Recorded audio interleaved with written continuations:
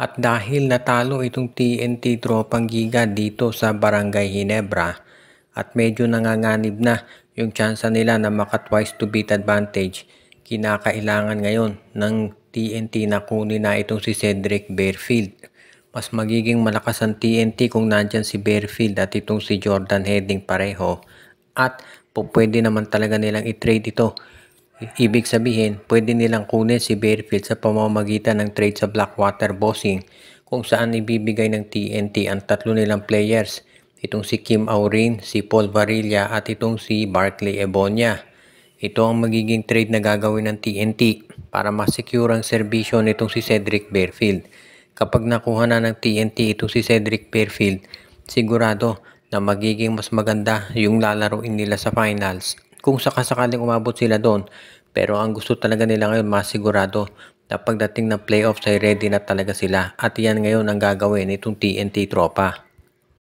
Sigurado raw ang TNT at confident sila na i-approve naman ng PBA yung kanilang request na makuha ang nasabing player at alam naman natin magiging maganda ang itatakbo nito para sa TNT. Lalo na at nakita rin naman natin na itong TNT Tropang Giga medyo talagang minalas lang sila dito sa game kontra Barangay Ginebra kaya ngayon gusto rin nilang gumawa ng paraan para masiguro na sa susunod hindi na ito mauulit. Kaya abangan na lang natin kung ano magiging resulta nito pero mukhang maliwanag dito kung ikaw ang TNT ay talagang magiging mas malakas yung roster mo kapag nakuha mo si Cedric Barefield. Kaya nga ito ang pinaghahandaan ngayon ng tropa at pwede nating masabi na itong TNT Tropang Giga ay sigurado naman talaga sa kanila si Barefield pero kailangan sa lalo't madaling panahon makuha nila to para magkaroon na ng mas magandang mas maagang chemistry si Barefield at si Jordan Heading. Ito namang San Miguel Beer base dito sa mga reports na lumalabas ay sinusubukan daw kausapin ng Converge Fiber Xers para makuha naman nila itong si Shawnee Winston. Ang San Miguel daw ngayon ay nag-iisip kung paano nila madadagdagan yung kanilang wings position at yung kanilang backcourt.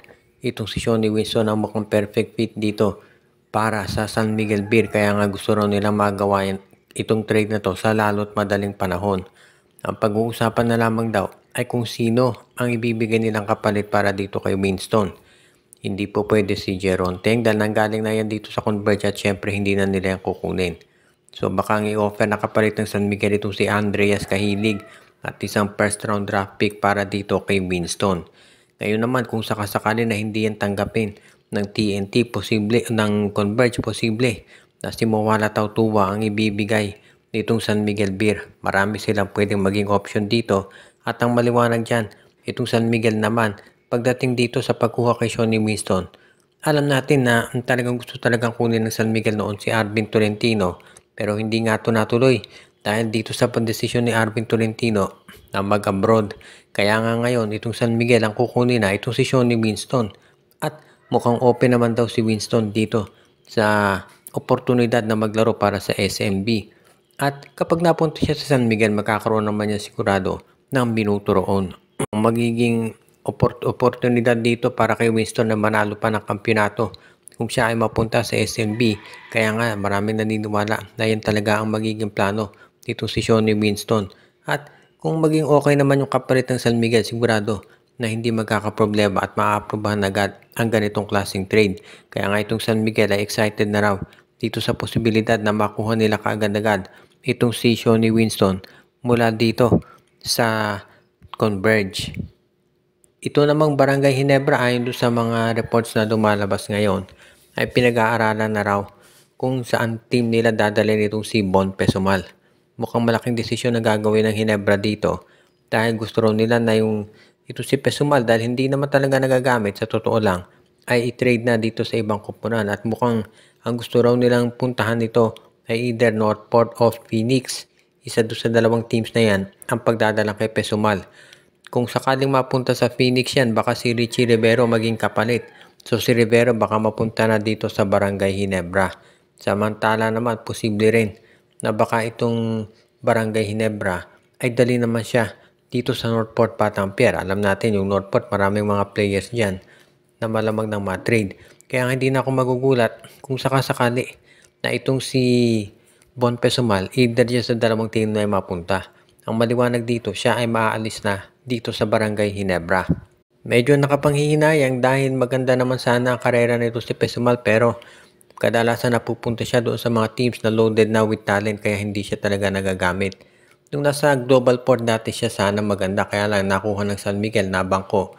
Nalipat sa Ginebra nabangko ulit. Kaya nga ngayon mukhang ganyan na talaga itong si Bon Pesumal.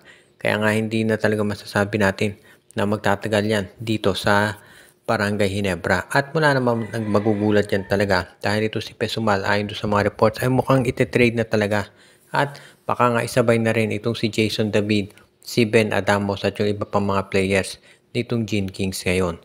Kaya dito natin makikita talaga na seryoso na itong si Coach Tim Cone dito sa gagawin niya na pagbabago pagdating dito sa lineup ng Barangay Ginebra para naman matapos na yung streak na sunod-sunod nilang talo dito sa TNT Tropang Giga pagdating ng finals.